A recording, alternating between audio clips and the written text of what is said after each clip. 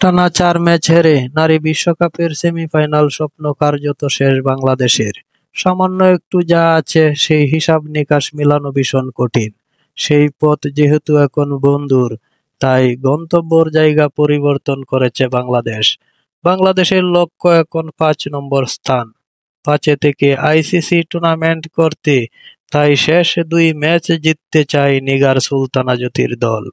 শ্রীলঙ্কার বিপক্ষে মুখোমুখি হওয়ার আগে সংবাদ সম্মেলনে এমনটিই জানিয়েছেন ফাহিমা খাতুন।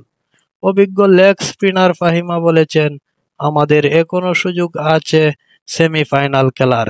এখনো আমাদের সুযোগ আছে ভালো কিছু, তবে সেরা ৪-এ ওঠা কঠিন।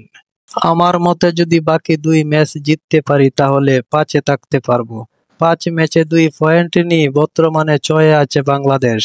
তবে ভাগ্য সহায় হলে এবং শেষ মুহূর্তে নিজেদের নার্ভটা ধরে রাখতে পারলে সেমিফাইনালের সম্ভাবনা উজ্জ্বল থাকত বাংলাদেশের। নারী বিশ্বকাপে এমন দুর্দান্ত পারফরম্যান্স ছিল একবারের এশিয়ান চ্যাম্পিয়নদের। পাকিস্তানের বিপক্ষে জয় দিয়ে শুরুর পর ইংল্যান্ড ও দক্ষিণ আফ্রিকাকে প্রায় হারিয়েই দিয়েছিল। তবে শেষ মুহূর্তে জয়টা কপালে ছিল না। চেষ্টা তাই ভালো করতে চান মারুফারা। তিনি বলেছেন, শুরু থেকে আমরা খুব ভালো ক্রিকেট খেলেছি এবং সব দলের বিপক্ষে আশানুরূপ খেলাই খেলেছি। সেদিক থেকে আমাদের প্রত্যাশাও বেড়ে গিয়েছে। এখনো আমাদের দলের উপর ভালো প্রত্যাশা আছে।